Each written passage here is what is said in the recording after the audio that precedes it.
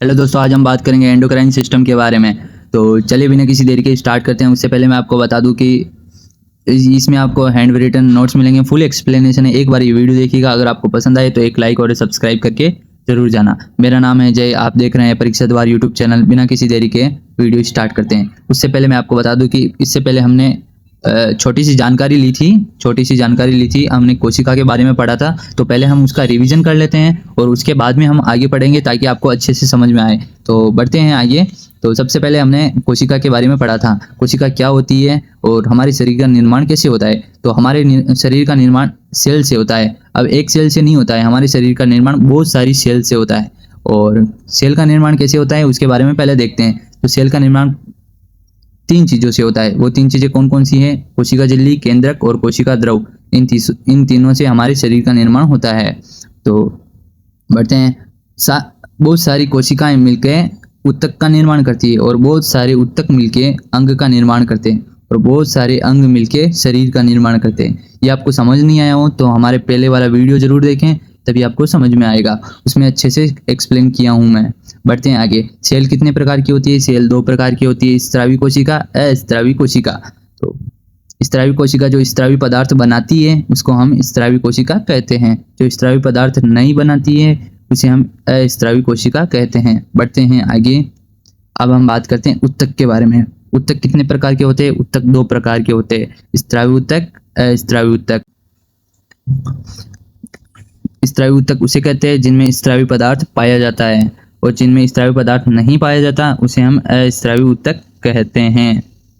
बढ़ते हैं आगे। स्रावी ऊतक को हम ग्रंथि के नाम से जानते हैं। स्रावी ऊतक को किसके नाम से जानते हैं? ग्रंथि के नाम से। बढ़ते हैं आगे। ग्रंथि। अब ग्रंथि कितने प्रकार की होती है? ग्रंथि भी 2 प्रकार की होती है, अंतःस्रावी ग्रंथि और बाह्य स्रावी ग्रंथि। तो अंतःस्रावी ग्रंथि जो अपने स्रावी पदार्थ को रक्त के अंदर स्रावित करती है उसे हम अंतःस्रावी ग्रंथि के नाम से जानते हैं। और जो ग्रंथि ट्यूब की सहायता से अपने स्रावी पदार्थ को बाहर स्रावित करती है उसे हम बाह्य स्रावी ग्रंथि कहते हैं। और जो बाहर स्रावी पदार्थ निकलते हैं उनको हम एंजाइम के नाम से जानते हैं। और एंजाइम का प्रभाव कैसा होता है? तो एंजाइम का प्रभाव होता है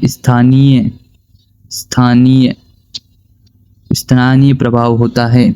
और इनसे अंतःस्रावी ग्रंथि से जो हार्मोन निकलता है उसका प्रभाव दैहिक होता है। कौन सा प्रभाव होता है? दैहिक होता है। एक बार और मैं आपको बता दूं, ये अपने स्रावी पदार्थ को, बाह्य स्रावी ग्रंथि में ये अपने स्रावी पदार्थ को ट्यूब की सहायता से बाहर निकालती है। किससे बाहर निकालती है? ट्यूब की सहायता से बाहर निकालती है। इसमें ट्यूब नहीं पाई जाती है, अंतःस्रावी ग्रंथि में ट्यूब नहीं पाई जाती है, ये ध्यान में रखना। अनेक अंतःस्रावी ग्रंथि मिलकर एंडोक्राइन सिस्टम बनाती है। क्या बनाती है? एंडोक्राइन सिस्टम, जो हमारे टॉपिक का नाम है। अनेक अंतःस्रावी ग्रंथि मिलकर एंडोक्राइन सिस्टम बनाती है और इसे अंतःस्रावी तंत्र कहते हैं। अब हम बात करते हैं स्रावी पदार्थ के बारे में और स्रवण क्या होता है, इन दोनों के बारे में बात करते हैं। तो किसी क्रिया के जरिए, अगर किसी ने चाकू मारा आपके या मेरे चाकू मारा, अगर मेरे किसी ने चाकू मारा और क्या निकला? किसी क्रिया के जरिए ब्लड बाहर निकला तो वो होगा रक्त का स्रवण हो रहा है। और इसी रक्त को हम स्रावी पदार्थ के नाम से जानते हैं। अगर ये शरीर से बाहर निकला तो स्रावी पदार्थ हो गया, अगर अंदर है तो कुछ भी नहीं है। ठीक है, आई थिंक आप समझ गए। फिर से आपको समझाने की एक बार और कोशिश करता हूँ। आपको मूत्र आ रहा है, ठीक है, और आपने क्रिया के जरिए मूत्र को बाहर निकाला। कहाँ निकाला? बाहर निकाला। तो बाहर निकालोगे तो ये क्या हो जाएगा? स्रवण हो जाएगा। क्या हो जाएगा? स्रवण हो जाएगा। और जो बाहर निकला हुआ जो मूत्र है वही स्रावी पदार्थ है। वही क्या है? स्रावी पदार्थ है। ठीक है, कल का आप समझोगे तभी ये समझ में आएगा। एक बार वो वीडियो जरूर से चेक कर लेना ताकि आपको कोई भी डाउट मन में ना रहे। वैसे तो मैंने रिवीजन करवा दिया है, उसको देखने की ज़रूरत नहीं है। फिर भी अगर आपको लगे कि आपका कॉन्सेप्ट क्लियर नहीं हुआ है तो उसको एक बार ज़रूर देखें। जो हमने पढ़ाए थे उन्हीं नोट्स के बारे में हम बात करते हैं। मनुष्य शरीर अनेक कोशिकाओं से मिलकर बना होता है। कोशिका के 3 अवयव होते हैं, कोशिका झिल्ली, केंद्रक, कोशिका द्रव। अनेक कोशिकाएं मिलकर ऊतक, अनेक ऊतक मिलकर अंग, अनेक अंग मिलकर शरीर बनाते हैं। इनके बारे में हमने बात कर ली थी। मनुष्य में 2 प्रकार की कोशिकाएं पाई जाती है, स्रावी और अस्रावी। स्रावी कोशिका स्रावी पदार्थ को बाहर स्रावित करती है। जो स्रावित नहीं करती है वो अस्रावी कोशिका। बिल्कुल सिंपल है, समझा दिया था हमने। इसी आधार पर ऊतक भी दो प्रकार के होते हैं, वो भी हमने बता दिया था। और स्त्रावी ऊतक को हम ग्रंथि के नाम से जानते हैं, वो भी बता दिया था हमने। ग्रंथियाँ दो प्रकार की होती है, अंतःस्रावी ग्रंथि और बाह्य स्त्रावी ग्रंथि। अंतःस्रावी ग्रंथि स्त्रावी पदार्थ को रक्त के अंदर डालती है, वो हमने बता दिया था। नलिका इसमें नहीं होती है, याद रखना, अंतःस्रावी ग्रंथि में नलिकाएं नहीं होती है। इनसे निकलने वाले स्रावी पदार्थ को हम हार्मोन के नाम से जानते हैं। हार्मोन का प्रभाव दैहिक होता है। बाह्य स्रावी ग्रंथि स्रावी पदार्थ को रक्त के बाहर स्रावित करती है। किसकी सहायता से करती है? ट्यूब की सहायता से। इसकी सहायता से, ट्यूब की सहायता से अपने स्रावी पदार्थ को बाहर निकालती है। इनमें नलिकाएं उपस्थित होती हैं। इनसे निकलने वाले पदार्थ को एंजाइम कहते हैं। एंजाइम का प्रभाव कैसा होता है? स्थानीय होता है। कैसा प्रभाव होता है? स्थानीय होता है। मनुष्य शरीर में अनेक अंतःस्रावी ग्रंथियां पाई जाती हैं। ये सभी अंतःस्रावी ग्रंथियां आपस में मिलकर तंत्र बनाती हैं। क्या बनाती है? तंत्र बनाती हैं।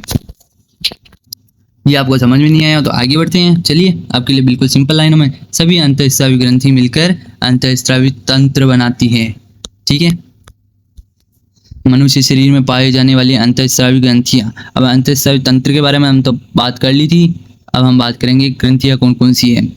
तो ग्रंथियों के बारे में अब आपको थोड़ा सा ज़्यादा मेरे पे ध्यान देना होगा, तभी आपको समझ में आएगा, नहीं तो कुछ नहीं आएगा। ठीक है, तो सबसे पहले मैं कुछ समझा रहा हूँ तो समझ लीजिएगा, तभी आपको समझ में आने वाला है, नहीं तो कुछ भी नहीं आएगा। फिर आप बोलोगे जय सर आपने अच्छा नहीं पढ़ाया।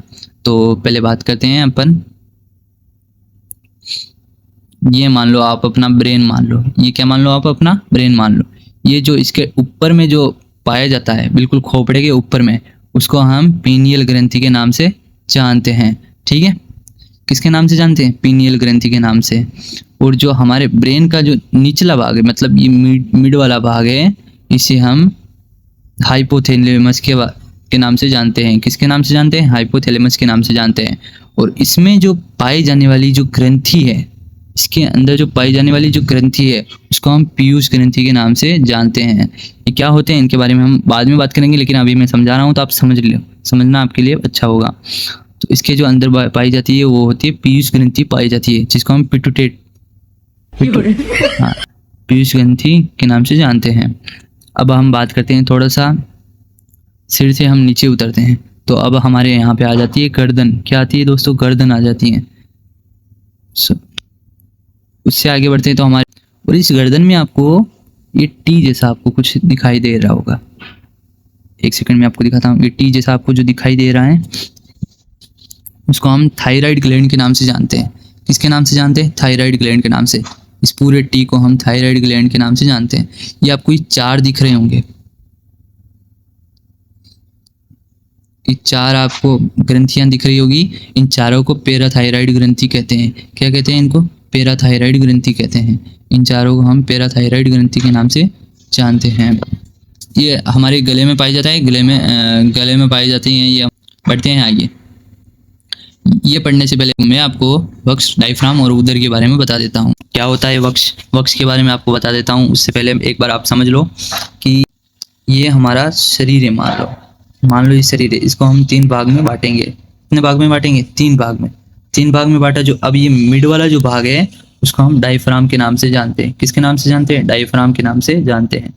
और जो ऊपर वाला भाग है, उसे हम वक्ष के नाम से जानते हैं। किसके नाम से जानते हैं? वक्ष के नाम से। और जो नीचे वाला भाग है, उसे हम उदर के नाम से जानते हैं। किसके नाम से जानते हैं? उदर के नाम से।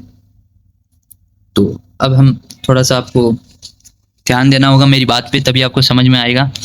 तो हमारे दो फेफड़े हैं। कितने फेफड़े हैं हमारे शरीर में? दो फेफड़े हैं। अब आपने देखा होगा कि एक फेफड़ा अंदर धंस रहा है, ऐसे एक फेफड़ा ऐसे अंदर धंस रहा है।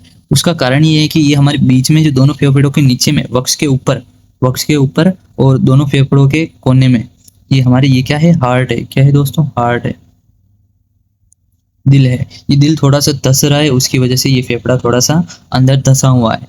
ठीक है, ये आपको ध्यान में रखना कि हमारा हार्ट कहाँ पे है? वक्ष के ऊपर है, वक्ष के ऊपर। और ये ग्लैंड आपको दिख रही होगी, इसको हम थाइमस ग्रंथि के नाम से जानते हैं। इसके नाम से जानते हैं? थाइमस ग्रंथि के नाम से जानते हैं।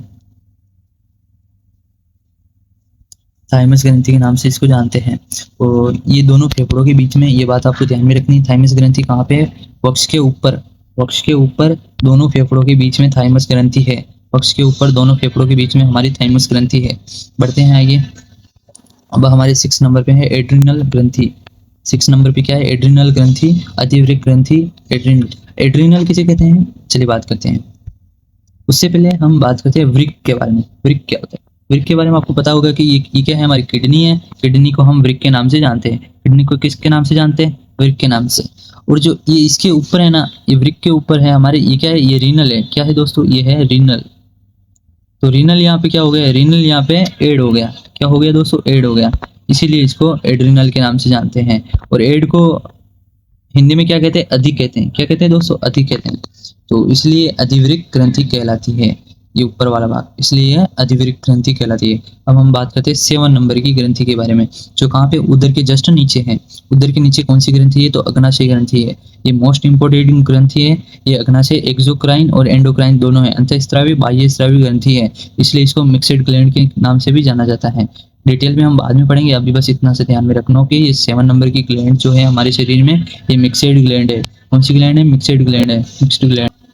अब हम बात करते हैं 8 नंबर की ग्लैंड के बारे में, जो है ओवेरी। ओवेरी क्या है, ये है अंडाशय। ये किस में पाया जाता है, ओनली फीमेल में पाया जाता है। अंडाशय किस में पाया जाता है, सेक्स ग्लैंड के बारे में हम बात कर रहे हैं। ये अंडाशय 2 पाए जाते हैं, दोनों किस में पाए जाते हैं, फीमेल में पाए जाते हैं। ओनली फीमेल में पाए जाते हैं अंडाशय, ठीक है। 9 नंबर की ग्लैंड के बारे में बात करेंगे, ये है टेस्टिस, वृषण। टेस्टिस ओनली मेल में पाए जाते हैं, ओनली मेल में पाए जाते हैं, जिनको हम कहते हैं टेस्टिस। और ये दोनों क्या है, सेक्स ग्लैंड है। क्या है दोस्तों, सेक्स ग्लैंड है दोनों। इन दोनों को हम सेक्स ग्लैंड के नाम से जानते हैं। ओनली मेल में पाया जाता है जो तो टेस्टिस होता है, ओनली फीमेल में पाया जाता है जो ओवेरी होता है, ओवेरी अंडाशय। आज बस इतना ही पढ़ेंगे, बाकी डिटेल्स हम कल पढ़ेंगे। अगर आपको अच्छा लगा हो तो एक सब्सक्राइब करके जरूर जाना, और कमेंट में आपका सजेशन देना कि आप हमें क्या इम्प्रूवमेंट करनी चाहिए। तब तक के लिए बाय, धन्यवाद, जय हिंद, जय भारत।